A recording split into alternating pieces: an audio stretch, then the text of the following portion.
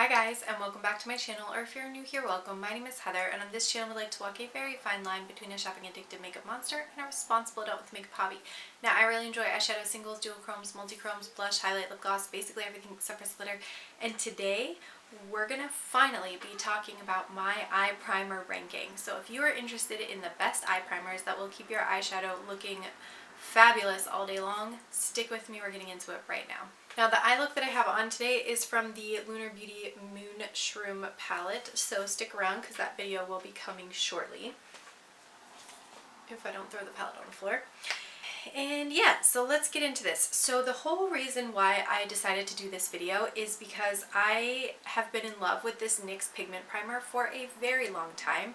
I was using the Milani eyeshadow primer from the time that I started using makeup, which would be back in like 2015 era, up until the moment I found this one. And then once I found this one, it was this and nothing else for forever.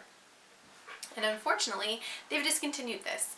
And I don't know why, because it's a phenomenal primer, and what they replaced it with is not as phenomenal. But this is the reason why I made this video, because I wanted to try all the different primers that are out there and then pick what is the best so that I could give you some recommendations. Excluding the NYX pigment primer, which I would still have to say is my very favorite primer of all time, I have 20 other primers to share with you. So let's get into this.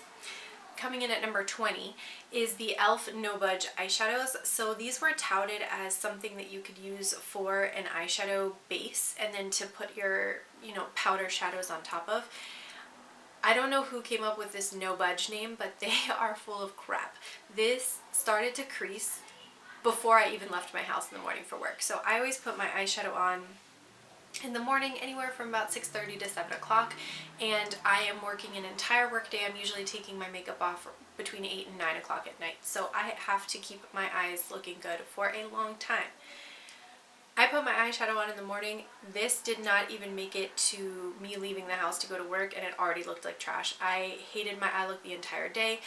The shade that I got was a white base because I thought that would make things like pop even more, but it somehow made my eyeshadows look more dull, like lifeless. And I don't know if that's because like the fluid or like the gel formula of this was mixing with the powder pigment and just kind of like diminishing the intensity of the powders, but this was a huge disappointment. Coming in at number 19 is the eyeshadow primer oil, and this is from Rude Cosmetics. I think this was supposed to be duping out one of the, was it the KVD? They had that like dual layer eye primer, I'm not sure. This is terrible. I put this on, I felt like it was like nice and soft and smooth like baby oil, right? It went on really nicely, it absorbed into the skin. But as I put eyeshadow on top of it, it definitely didn't let me blend the shadows out nicely. It kind of like wherever you dropped your brush, that's where the pigment was staying. And then throughout like the next few hours, everything creased and smeared so badly.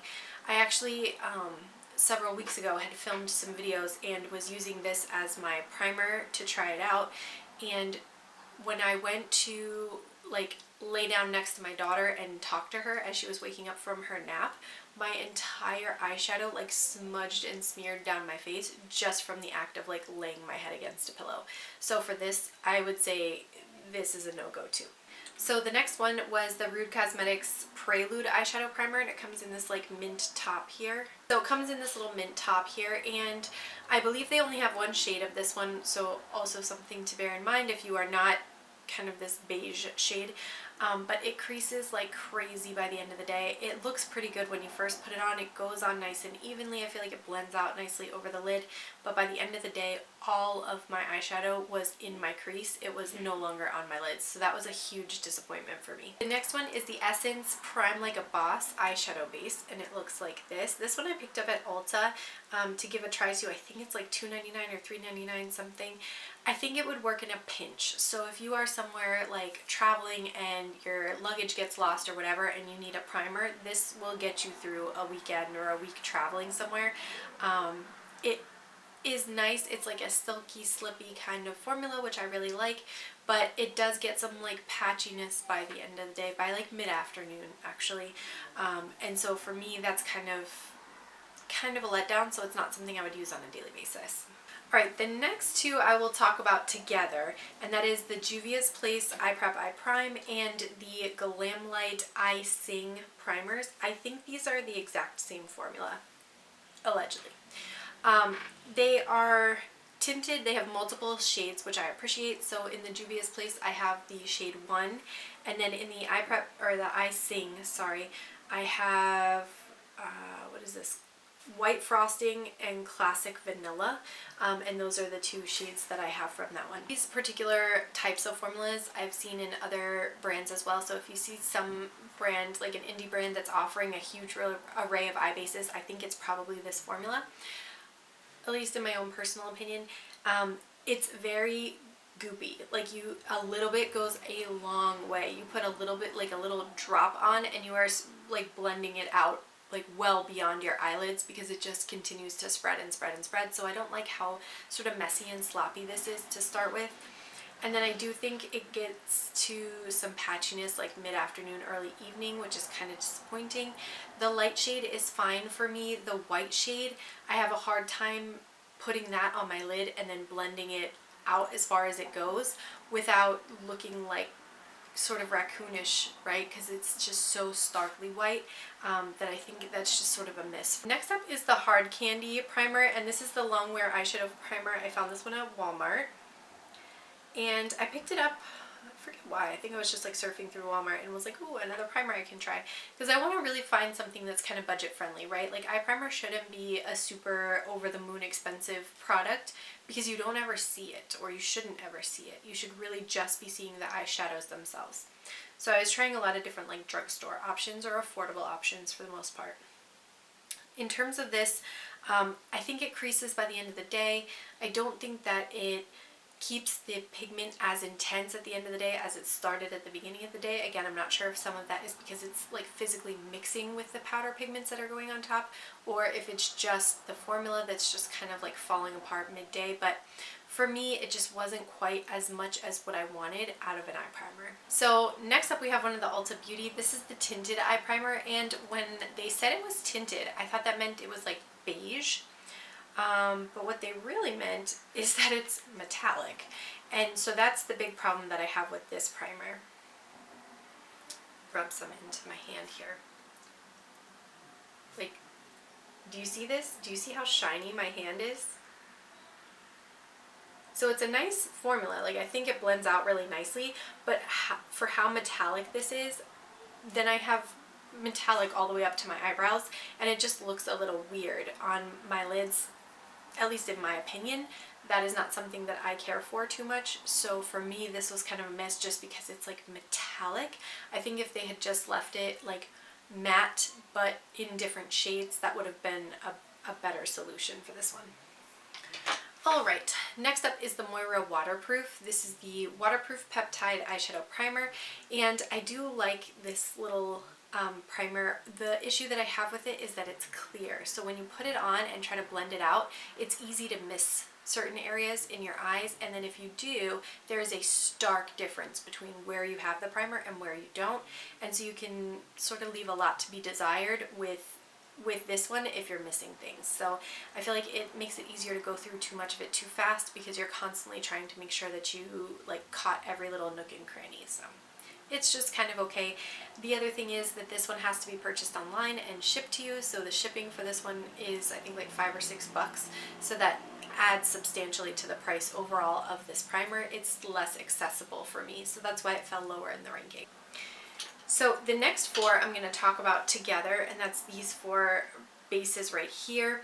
The eyeshadow primer from AOA in the shade Natural, I think it's kind of like a wet, watery formula. It gets a little thin and patchy by the end of the day. Again, it's something I can't just pick up at my local drugstore or Ulta, so I have to pay for shipping if I want to get this one, which is part of why I ranked it a little bit lower, because even though it's okay, you're going to have to go out of your way to get this primer. So for being okay, I wouldn't put that much effort into getting it again. This e.l.f. primer I found, I think at Ulta, possibly at Walmart, but it I think has been, oh no, I ordered this from e.l.f.'s website. This is the Shadow Lock Eyelid primer, and I think it's like, it's watery, it's thin, it doesn't hold up very well throughout the day. I think this is only $1 or $2, so again, it's not the end of the world if you wanted to give it a try and you're already picking stuff up from e.l.f. But I wouldn't go out of my way to pick this one up because I just don't think it's as effective, as good as some of the other products we're going to talk about here shortly. Then I did like the Beauty Bay eye base, and the one thing that I will say about this one is it is a full ½ ounce of product, and a lot of the products that we're trying are much less product. So like price per milliliter, you're doing a better bet with the Beauty Bay. They do have multiple base shades, which I appreciate, and it's a doe foot applicator, which I'm kind of so-so on, but it's a thin formula, blends out nicely, but it does get a little patchy by the end of the day. The same thing with the NYX Ultimate. This is the replacement for my beloved pigment primer, and these are not the same. These are not the same at all. This is still, it's thinner, it's waterier, it comes in a couple of shades, which is nice. I appreciate the thought that went into that, but it doesn't hold the intensity of the pigment by as much as what the NYX pigment primer does, so it's a bit disappointing by the end of the day. Next up, we have the Rude Cosmetics. This is the eyeshadow and pigment primer, and it looks like this. I saw a little bit of creasing with this by the end of the day, but not a ton, and so it's not like super terrible quality. Again, it's one that you're going to have to order online and send to your house, so if you're not already placing an order with Rude Cosmetics, you kind of have to go out of your way to get this one, and I think there are better things that are more easily accessible. That is why this one kind of came down a little bit, because it's otherwise a pretty decent primer. Another okay primer is the ColourPop Party Proof, and I had high hopes for this one.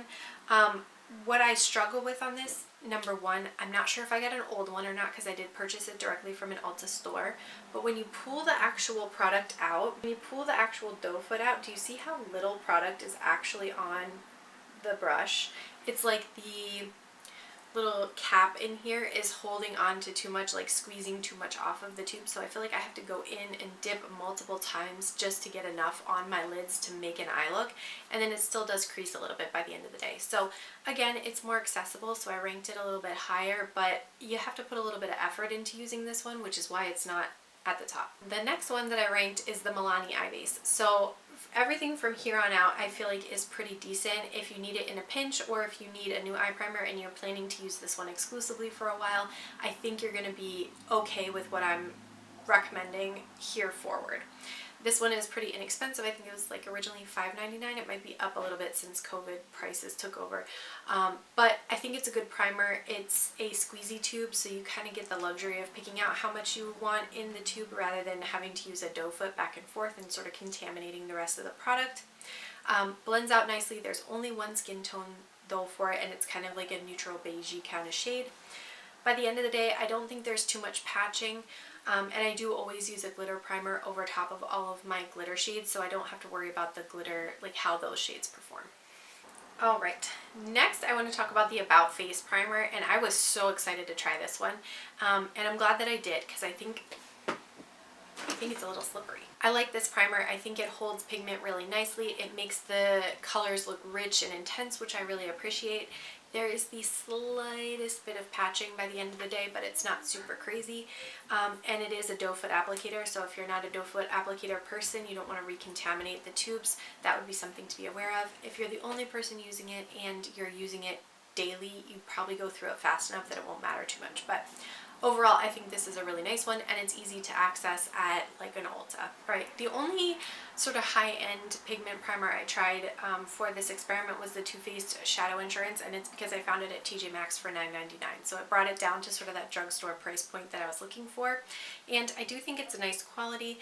There is only one skin tone to my knowledge, or one tone to my knowledge, which is sort of a beigey white kind of a shade, but it blends on really nicely. I feel like it holds pigment well throughout the day. It's easy to clean off at the end of the night.